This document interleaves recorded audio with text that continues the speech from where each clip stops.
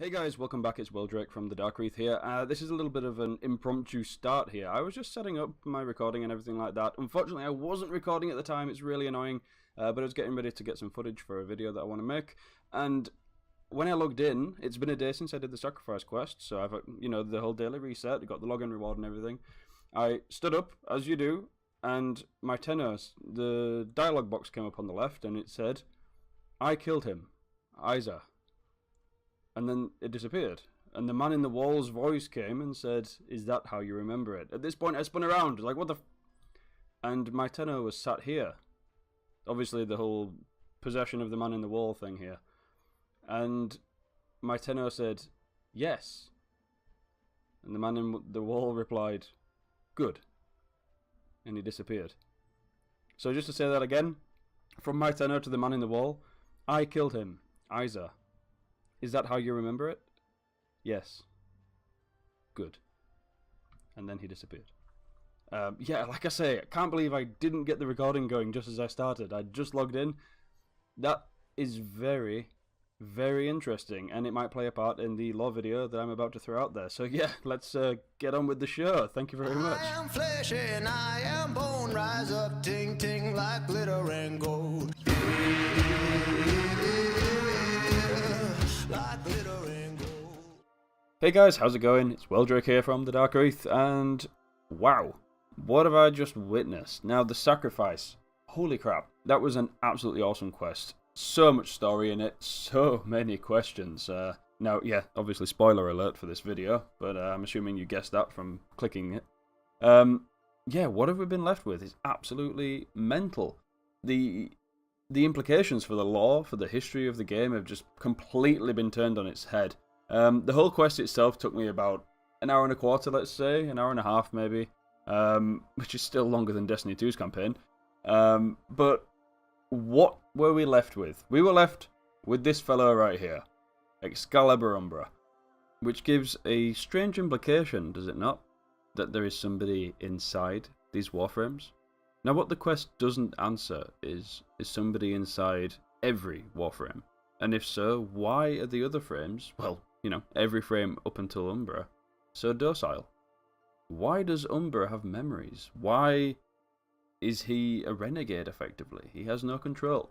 Of course, he has the pain and the anguish from the one memory that he remembers, the death of his son. But why no operator? We do hear Ballas say that he is preparing this Dax soldier who becomes Umbra for tenor puppetry, basically. He is preparing him to become a Warframe and be used by the tenor in the war. Now, this means that he is obviously from the Orokin era. As you can tell by looking at him, he does look very Prime-like. But again, what makes an Umbra? What is different between an Umbra and any other Prime? Now, again, the one thing that they don't answer is, are there people, infested humans, inside every single Warframe? And to answer that, I think there are. Now, what we have is Umbra, what Ballas calls Umbra, almost like a name. Now, we know that Umbra is going to be a series of Warframes, but I think we should actually take this particular Umbra as a unique case, basically. You see, when we go into Lua, remember we go into the cell, basically. That's what it was described as. There was warnings on the door, basically. It's like a containment unit for something that is dangerous. For Excalibur Umbra. Now, why would they be considered dangerous? That's because he's a one-off. And that's because I don't think every Umbra Warframe was like this. He remembered. He went crazy. He was kept in this containment because of his memory. Because he was dangerous. Now, I'm going to kind of flip this on its head. What I think is that Primes are actually the original frames. But this is the point that Ballas is making. They committed them to the grave. The Prime Warframes, these Warframes that we actually know very little about, are the ones originally infested with humans and were used without transference. They were used as biodrones under Orokin command. They were set out onto the battlefield to take on the sentients. And they did. But when they were not on the battlefield, they were crazy, they were insane, they were put to death. And that's when the second generation of Prime Warframes, or the Umbra Warframes, began. This is kind of supported as well in the Vitruvian, where Balas, remember, he's speaking to Hunhao. He says that there was a half that Hunhao didn't know, and that was that Lua obviously housed the Tenor, and they, through transference, controlled the Warframes. Up until Hunhao received this information, he was still under the assumption that these were the bio-drones that they were originally created to be. Obviously, in the second dream, he has already received this information from Balas. We're looking into the past here. He's already received this information. He knows exactly what he has to do. He enlists Stalker, and he goes to Lua through Stalker. Okay?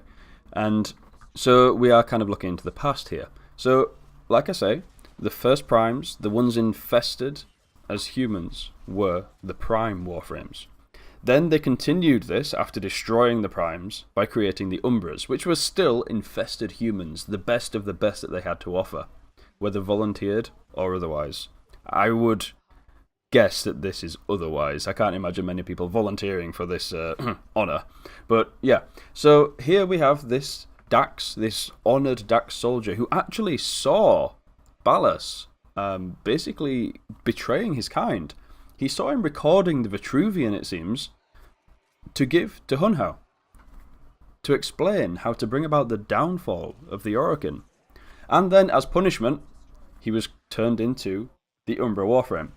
Now, this Excalibur Umbra is not the first Prime, he's not the first Umbra.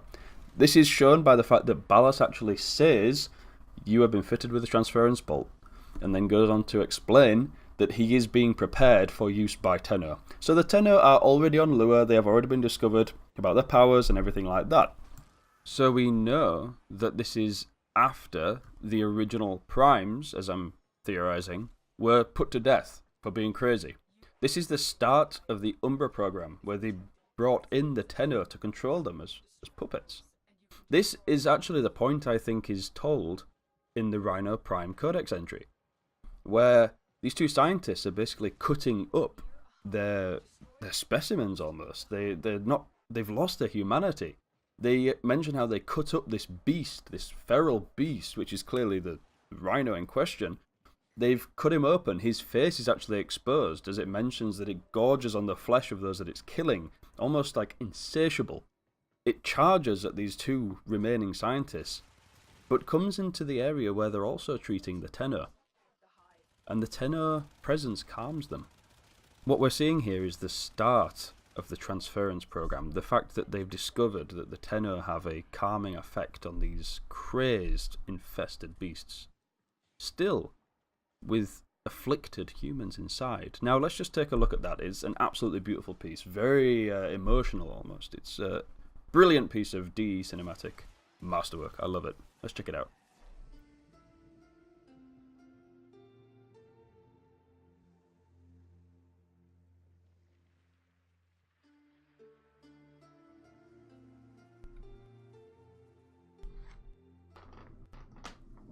We had created monsters we couldn't control. We drugged them, tortured them, eviscerated them. We brutalized their minds, but it did not work. Until they came.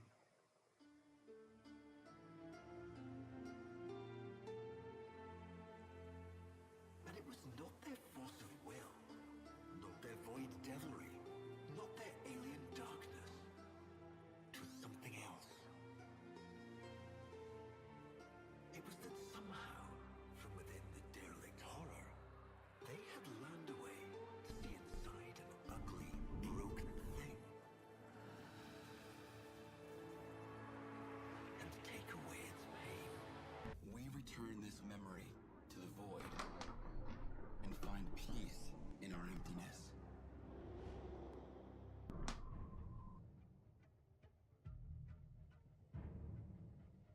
Somehow got the sword back.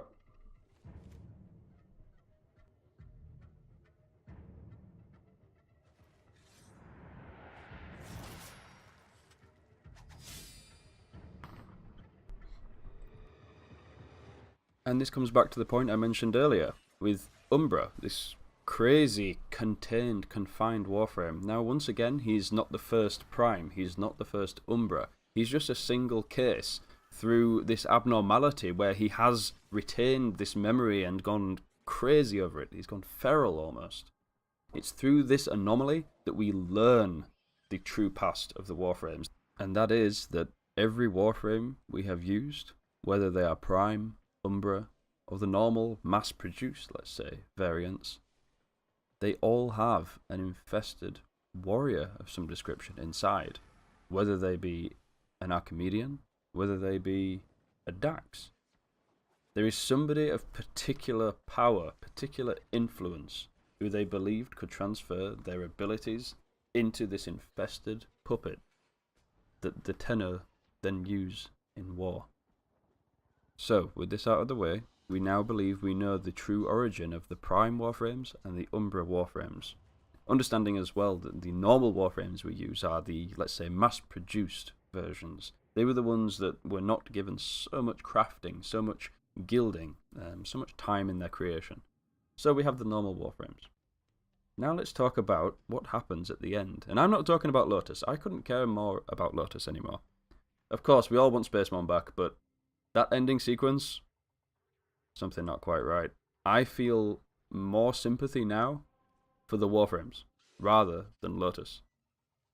So let's talk about that, shall we? What happened in my orbiter when I came to do some more recording? It's a very strange occurrence. I'm sure more people must have had this, but we're talking to, presumably, the man in the wall. Our possessed Tenor, sat on the Codex in my case. The man in the wall appears to have sympathy for the Warframes, just as I am now feeling as well, you know? It's mentioned through the quest that our operator is feeling the emotions and the memories that the original Dax soldier who became this Umbra Warframe was feeling. And the man in the wall asks us, do we remember killing his son, basically? And we reply, yes. The man in the wall says, good, and disappears. Now, this is something that never actually happens. Every time we see the man in the wall, he actually remains on screen, speaking to you, until you turn the camera away, and then he just disappears. You don't even see him dissolve. But in this case, he actually dissolved right in front of me. Very strange. But again, he appears to have sympathy for the Warframes. He is almost, I feel he's driven by knowing what the Orokin and what Ballas has done. And now he's happy that we too understand. He sees what we are doing. He knows that we have experienced the Umbra and his memories. And he's happy with that. He knows that we are on the right path. And that's where I'm going to leave this video off. Thank you very much for watching, but just one final word from my own personal experience with these quests, these 3 quests, let's say. They are exceptional. I really do feel bad for DE when they make such incredible stories through gameplay and cinematics, and then they get completely smashed on the forums, their own forums nonetheless, where people want answers, where people wanted more of this, more of that. Honestly, these are not long quests. Like I said, it took me about an hour to complete this, and it was just an incredible story. It was an incredible journey. That's the point here. We are taking a journey with our Tenor. And I know for a lot of us who've been playing this game for a long time, it's hard to put almost the sequence of events in, right? We've played this through, and this is almost like the end game to us. It's the latest thing. But in the story of Warframe itself, this is actually not the end game. This does happen almost early on, you know? You could play the game for a week, let's say, casually, and get to this point. This is an introduction into the Warframe universe. This is opening up who you are. You are not the veiled belief that you are this Warframe. You are not this golden warrior. You are a child, controlling him through transference. A child with a lifetime experience. A very well-trained child. A child with incredible void powers. But you are going on this journey with your Tenor. You are learning about the universe, the history of yourself, the history of your Warframes, the history of the Orokin. And, you know, take that as you will. Do you think the Orokin were right? Were they wrong? It's all up for discussion. And I'm so glad DE have done it this way. They've left so much speculation, they've left so many questions, and that's not a bad thing, at all. There's so many places where they can create offshoots, more stories. They can give us controversy, they can give us emotional moments, they can give us so much, and they are delivering this already. They are delivering incredible, incredible cinematic quests. Please, DE, if for whatever reason, although I doubt it, you see this video, continue your good work. It is a pleasure to play through. So once again, thank you very much for watching, and I'll see you guys next time.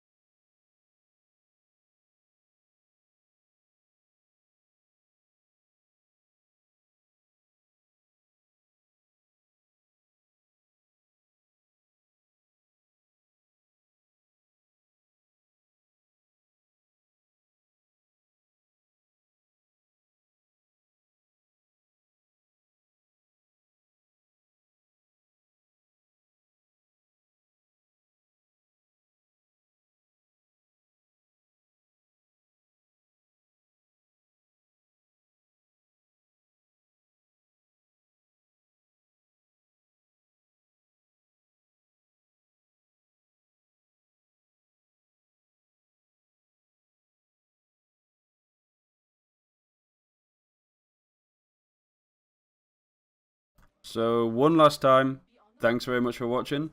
I'll see you next time.